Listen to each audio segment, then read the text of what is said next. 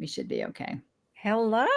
Hello. Hi, welcome everyone. Welcome to Elevate Your Style for a seat at the board. Listen, getting onto a board is more than just what you wear. I think we all know that. However, I do get a lot of questions from clients and people who are seeking out corporate boards. And they ask me, what should I wear? I'm going to a meeting, or there's a board opportunity and I'm going to speak to somebody, or there's an interview, might be a meeting, might be a dinner. And I think we all want to impress people with what we're wearing. So here today, we're going to be hearing from Diane Boyer, who is an expert stylist on how to dress for the boardroom. And I'm going to pass it over to Natalie Benamou, CEO of her C-Suite, to make the introduction. Thanks, Natalie. Thank you so much, Naomi. And I'm thrilled that Diane Boyer is here with us because she is a certified stylist and she's the founder of Diane in Style. I had the chance to meet Diane actually on WGN twice. And she's also going to be an author in our upcoming book. I'm just going to plug it for next Tuesday. But today we are here to talk about style and how we can be ready for the boardroom. And she is the expert. And so I can't wait for this discussion with you. Thank you so much, Diane, for being here with us. Thank you for having me. I really love talking about this topic, especially when it comes to boards, because it is an unusual space, as Naomi has talked about. But a little bit about my background and why I'm here today and why I like this so much is the fact that, yes, I am a stylist. I've been doing this for the past couple of years. But before this, I actually spent 20 years in the corporate marketing space. So this is something that I've lived as much as I've studied it. So I've made presentations in big rooms. I've actually presented on television, live television, on the ice. So there's lots of things going into, in that case, wearing the right shoes is key. But there's a lot of, small nuances. It's not exactly about what you wear. It's how you present yourself. And so we can talk a lot about that today. Okay, I'll kick off with the first question, Diane. So obviously there are a lot of different types of boards, different types of companies, different states, different countries, right? Mm-hmm. What would be your advice on how to dress for board meetings, like how to dress for the actual meetings themselves? What are your thoughts on that? So you kind of talked about the fact that there's all different kind of boards. So if you talk about, first of all, your main board, like your public board, that is going to be probably your most professional board or situation that you're going to be in.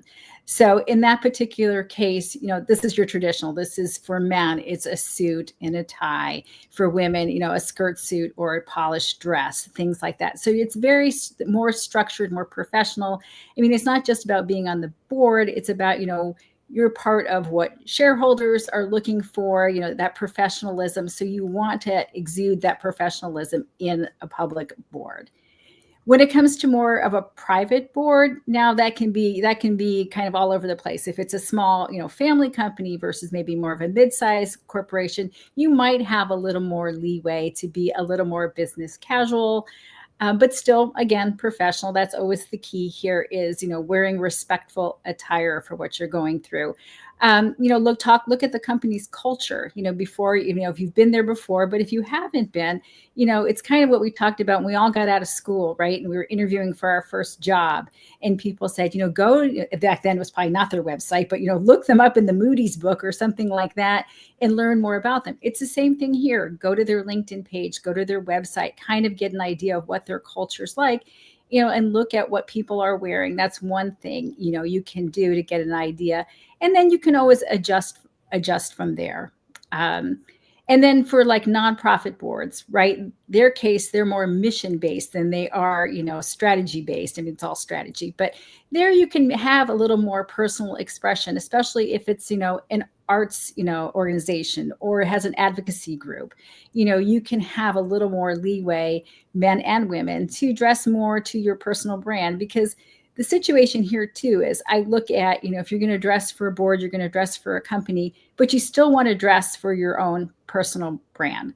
Using Natalie as an example, because I like using Natalie's example, Natalie will always wear pink, and that's her personal brand. She can alter that depending on the situation she's in. She can wear something more casual. She can wear something more dressy, but she needs to be comfortable that she is who she is and feel that way, because that's how you're going to present that presence or project that presence if you feel comfortable with what you're wearing.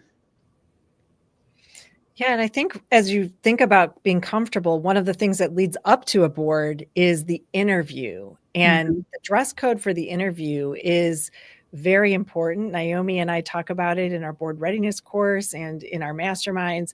What are some things that people have to be mindful of as they are preparing, whether it's on a Zoom? And I know there's different scenarios, so Mhm. perhaps you can cover some of the different scenarios of what people should be doing when they're in that interview process or preparing for it.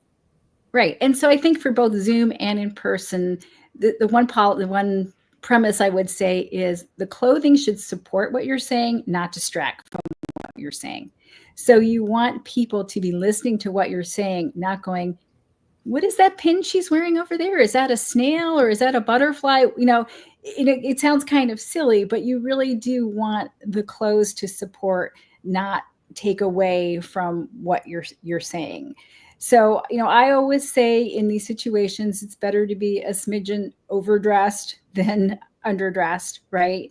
So, dress for the part, dress for the role that you want to play. If you want to look polished and professional, wear that. If, again, we talked about the nonprofit board, excuse me, if it's an artsy kind of environment, dress a little more artsy. You can still be yourself and be part of the culture. And I like to always say, don't use the phrase fit in. You want to blend, but you want to be remembered. You don't want to look like everybody else. Can you find that balance between your personal brand and fitting in with what the company's culture is? There was I remember years ago, there was a lot of talk about how, you must have clean shoes and a nice watch. And there was always kind of, your first day at work or your first day in an interview or whatever it might be. Is that still the case? Do we need to have clean shoes and a nice watch? I don't know about the nice watch per se, but definitely the clean shoes. I mean, one of the things that we can talk about are some of the mistakes that people make, and they're usually the simpler mistakes like that. It's the not clean shoes. It's not wrinkled material, right? So if you go in and you have this beautiful suit, but it's a wrinkled mass, and especially for women, like for example, I've done this before where if I've got something important to go to, and let's say I'm wearing a linen dress, well, you already know that the seatbelt is going to mess that up by the time you get there. So you have to, bring that into play as well. So I've worn a jacket over it, I've done other things, or if there's a possibility to change before you go there. So those are the things that, have the polished piece of this, because I think there's two parts. One is, what you're actually wearing, the cut of what you're wearing, but also the polish, the details, because you want to look like a person who's intentional, who has an attention to detail, that, is comfortable and confident, and all those little pieces, because we know that people will form an opinion, right? No matter what. If you're standing in front of a room making a presentation and you look great and you get down to the shoes and they're a mess, people will form an opinion that you can't avoid that. It's going to happen.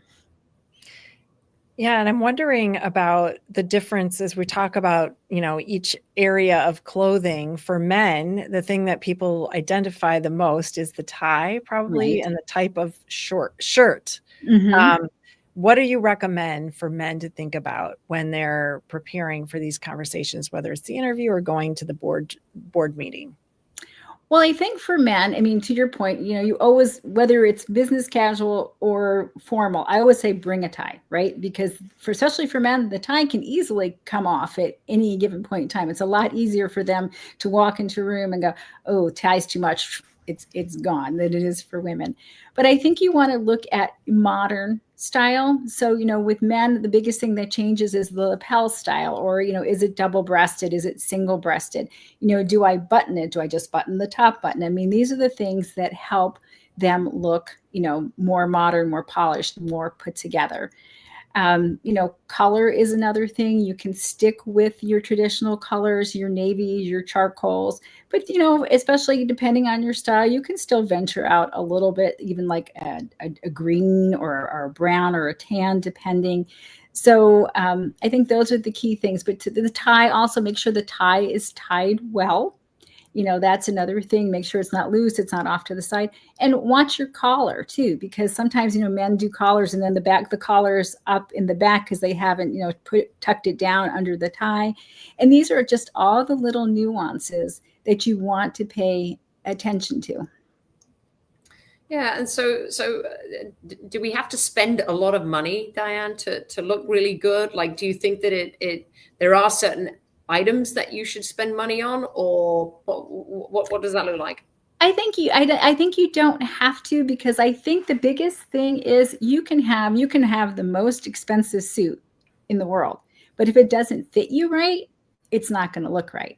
So I would say put the money more into tailoring a suit or a dress or whatever it is, so that it fits you right, so that it looks good, that again, I keep using the word polished and presence and all those things, but that's where the money is. You can have you do want a quality fabric. It doesn't have to be an expensive fabric. You don't want a shiny polyester or anything like that. But if you wear a nice fabric, it can be, for women, it can even be a tweed, it can be a ponte, it can be all those things.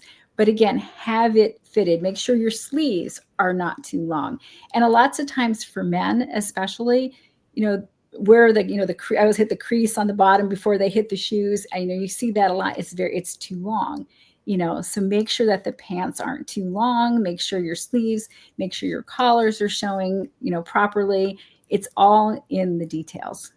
And also, I think people who might have lost weight or gained weight, you have to try these suits on before your interview, well in advance, right? Because you may think, oh yeah, it's that suit I've had for 10 years, but it's no longer fitting. So yeah, your thought about something that is that fits well, I think is really important. Yeah. And to add to that, Naomi, one of the things I was thinking about today, and you're spot on. You want to try something on before you wear it. For fit is one thing, but how many times have you gone to try something on and you're like, okay, I know I'm going to wear that blouse with that thing, and you forgot that you had mustard on it and you never took it to the dry cleaners, or the button's missing. And now, and especially if you're an hour before you have to leave, now you're in this panic mode of what am I going to wear? It affects your psyche a little. It's not so much about what you're wearing, but now you're like, okay, well, I really wanted to wear this blouse, so now I've got to put a pin in it or something like that. And now you're at an interview or dinner and you're talking, and inside you're going, is that pin staying in place? I don't know. So take the time, days, weeks before, to try it on. And then if you need to get it dry cleaned, or if you need to get it tailored, because it's all part of feeling confident when you put it on, because you don't want to think about what you're wearing. I love the confidence piece, I think 100%. And I just want to circle back with something you said about how do you plan. And one of the things that I've had the benefit of is working one-to-one with Diane, and she sends me these very detailed options. Naomi, you were asking about price. And Diane finds these things that are, how do you even get access to these price points? I don't even know. They're not even like it's so good, too good to be true sometimes, but she knows exactly what it is that you're looking for. And then she finds the deal and gives you this whole page of like, here's some ideas and here's how you could match it. And it makes it so much easier than trying to navigate yourself. And I don't know if this color is going to go, with that. And these shoes, is this the right shoes with the right length? So all those little details really make a difference. And I love the idea of preparing in advance. I think that's so important. And I think one of the things that we take for granted today is getting on Zoom, because we're so used to being on camera. And how is it different to be on Zoom in a board meeting and or in an interview that you should be cognizant of? What are some little adjustments? Because, it is only from here up that we think. Right. Yeah. Although I'm always, Naomi and I joke about this because we're always dressed fully, but what are some things that people can be thinking about? But I want to touch on that because we all joke about, what does everybody have from the waist down? Yes. Do they are they fully dressed? I'm fully No dressed. pants on. Okay? But it kind of goes back to, besides the fact that your laptop could fall, and we've all seen these, right, especially during COVID, right, where somebody only had boxer shorts on or something like that. But I still think it comes back to that confidence piece. And I'll talk more about Zoom in a second, because, if I was sitting here right now talking to you and I had on a pair of sweatpants, I wouldn't feel the same. I wouldn't feel professional. I'd feel probably more comfortable, but I wouldn't feel professional. And it goes back to that. I think that comes through sometimes, because if you're again, you don't want to think about your clothes. If you're thinking about, oh my gosh, if this tips are going to, take that out of the equation. But I think for Zoom, if you think about style, you want to think about the fact that all of Zoom is your style. So big part is what's behind you, right? So you want to make sure that what's behind you, and obviously both of you look fantastic. You have great backgrounds back there. Again, make sure that doesn't distract as well. A lot of people have, I call them brag walls, right behind them, books that they've written and things like that. And that looks great, but I think it's also can be distracting as well. I mean, I know if I'm watching somebody being interviewed on TV, I'm like, what book do they have there? And I'm not even paying attention to what they're seeing because I'm distracted by what's in the background. So that's still all a part of your style and what you want to represent. The other thing too is good lighting. We're kind of starting with the basics, but it's still important. The other thing too is when it comes to what you're wearing. So I would say, stay away from like all black, stay away from all white.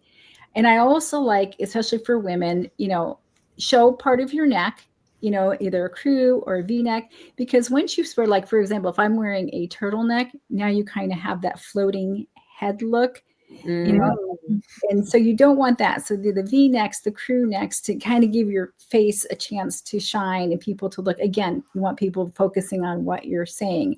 The other thing is a little thing for women, especially, is jewelry. So I'm a proponent of wearing jewelry. I'm wearing bigger earrings, but that's kind of my brand. Okay.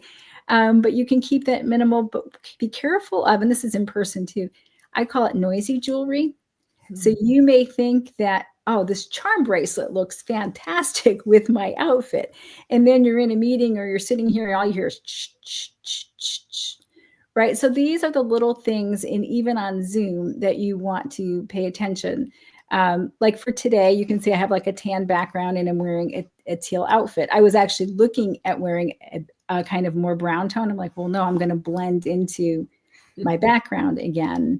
I feel the same way about green screens. I think when you get that kind of motion and it gets that wavy look. So again, wear what you want to wear. I would say for women, show your neck. You make sure you're dressed from the waist down as well for the confidence factor. And then the other thing too, so with Zoom, I've done this before too. I'll go in like an hour before and test what I look like on Zoom. So that's like, you can go in there, you can do host and just kind of look at it, and I'll check. Sometimes you have a hair that's sticking out that you can't see in the mirror, or there's a glare. And especially, Natalie, I don't know if you have this issue with wearing glasses, right? You probably have to be careful with where the ring light is so you don't get the little circle in your glasses. Same with jewelry. You can be wearing something, bright here that the light hits off of it and causes a shine or a flash or something like that. So those are things that, kind of goes back to that, be prepared, go in, check and see how you look and make sure that it looks professional and the way that you want to present yourself. Yeah. So important. And also I think another piece of advice on the Zoom part is, if it's an interview, you can really be anywhere. They don't know you're not in your office or you're not at a certain part of your house or, and make sure there are no distractions, no dogs, no people coming in and out, and doorbells ringing and things like that. But definitely you can just get your laptop and put it somewhere that looks good for the interview. It doesn't necessarily have to be where you sit all the time. So that's helpful. That's a great Zoom is so important. I think probably today the majority of board interviews are conducted over Zoom initially. Mhm. So I think that's a big area of development for most people. Let me talk a little bit. I mean, we're obviously, when it comes to corporate boards, I Mhm. think a lot of us are over, the age of 50, possibly, right? We're looking at quite a few years of experience. That's what kind of, we graduate onto some of these corporate boards. I'm also seeing in some of my client base, some younger people who are very ambitious, want to make it. Maybe they want to start on a nonprofit board, or they want to start on a strategic advisory board. And Mhm. they may be in their sort of 30s and 40s. Maybe they're not as experienced, or maybe they're going into different types of boards. Does age make a difference as to what you wear, or should you always try and dress for the group that you're, meeting with, or the group that you're going to interview with? I think, yeah, I think you kind of want to dress the same way. Again, it's back to that professional, polished look.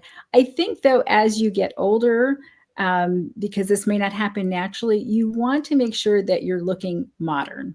Mhm. So, if you're over 50 and you're going in, and again, you're wearing that suit from, hopefully, but you're not wearing the suit from 20 years ago, looking modern is more the key to exactly how you're dressed. You want something that has a modern cut. It doesn't look old, because you don't want people, again, to look, it will age you if you wear something that's old. And when I say modern, I don't mean trendy. Okay, so it's not like you have to go to Forever 21 or something to pick out your outfit, right? You still want to look modern. There's a perfect example, and this is kind of a little bit of an aside, but you've probably seen this. They show side by side pictures, almost a meme, of the Golden Girls and the women from Sex and the City and Just Like That. And the women from Sex and the City are actually older than the women that were on the Golden Girls. And why do they look younger? Well, obviously, there's a lot of new surgeries and things, but not going there. It's how they dress and how they present themselves, right? When you used to watch, you saw the Golden Girls and they're wearing house coats like my mother used to wear and things like that. Those are the things that age you. It's not necessarily your face or your makeup. Again, it's what you wear and how you present yourself. So if you are a little bit older, again, you don't need to dress trendy, but dress modern and look like you're on target for what's going on in the world today.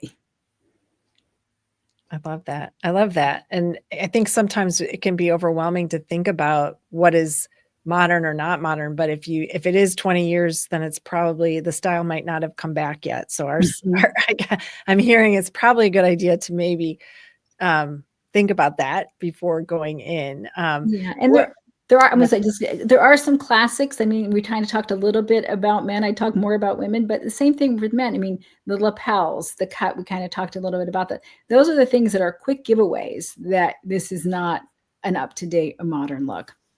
Yeah, and I think about what, we've been talking about looks, but I always say you never have a second chance to make a first impression. How important is it for all these little details to line up for when you have that first impression?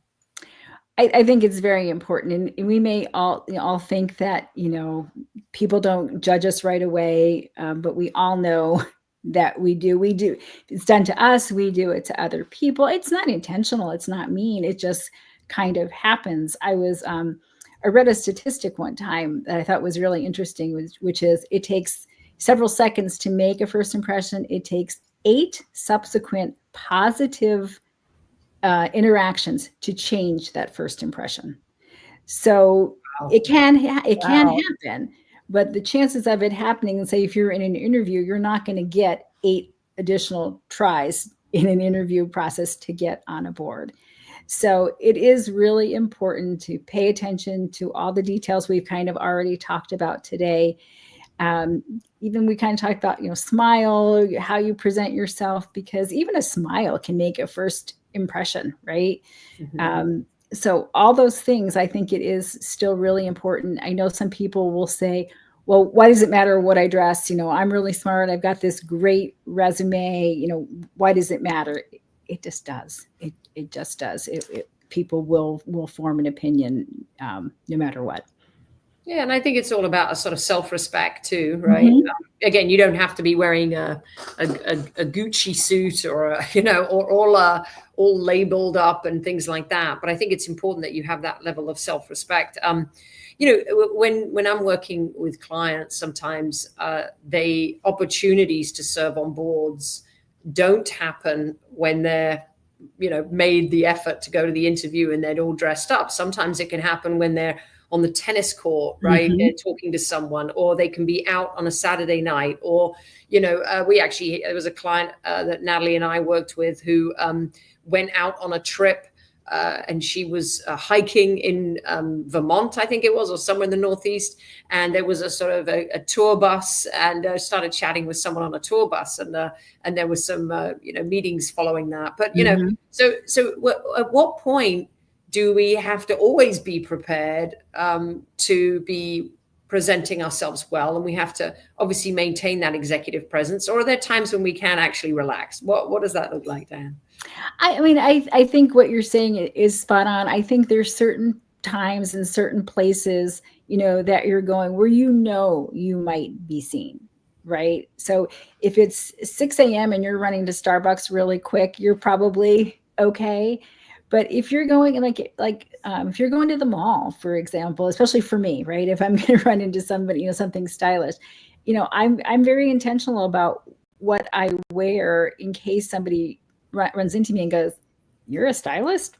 So you want to have, that kind of response. You want people to go, "Oh, I can see you're a stylist. I can see that."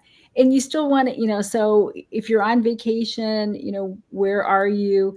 Again, you just never know to your point, you don't know when those True. opportunities are going to be. I go back to my mother's generation.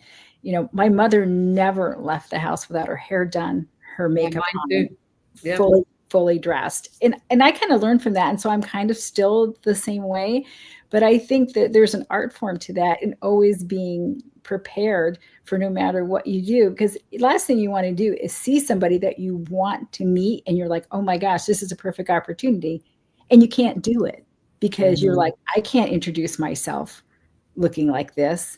So you always want to be prepared in case that random opportunity comes up. You want to be ready. Yeah, I think you and I talked, Diane, about having 2 sets of tennis shoes. Well, you were talking about the shoes, but Diane and I have talked about, like, don't put on I have shoes that I walk my dog in. They're not the shoes that I go out Right, in the right. store in. Mhm, Like, I don't care at a distance. My neighbors see me running with my dog. It's fine. mhm. But And there's things it's like all that, context, honestly, that right? I do. Like if I'm running around and I know I don't look my best, I'll try to do something like even put my hair like put it up cute. And then sunglasses is always my key too.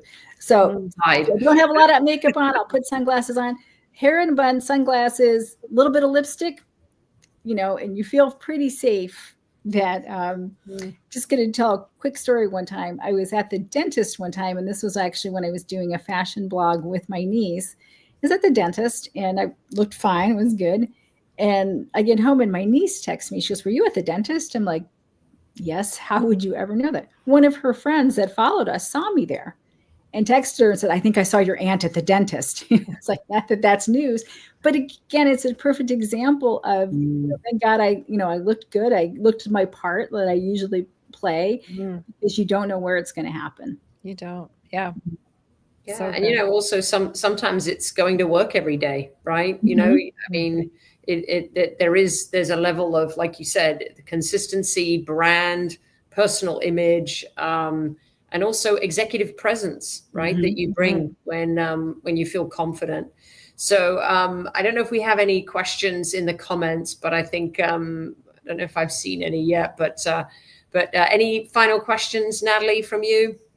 Well, I think my last question, and we'll have it in the write-up, is if you have questions, Mhm. comments about underneath the video that's going to be posting right away on Naomi Kent's page, and Diane will respond. So we'd love to know, what is your fashion challenge, or style challenge is a better word, as you're going into a board interview, as you're getting on as you enter on a board.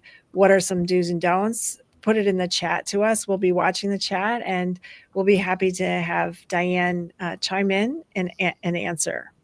And I did want to add too, I actually have a guide that I have created called The Power of Presence. And it's like a 20-page guide that kind of goes through some of the things we've talked about today. And actually one of the keys in there is how to dress for your leadership style, whether you want to be approachable. There's a bunch of things in there. So we can put a link in the comments to that if that's something that you'd like to read as well. Perfect. I love it. Love that. Great. Well, thank you very much, Diane, for sharing all of these insights. I'm sure there's plenty more. So yeah, we look forward to having and continuing this conversation. And Natalie, thanks for joining me again. All right. Thank you. Thanks, everyone. Have a great day.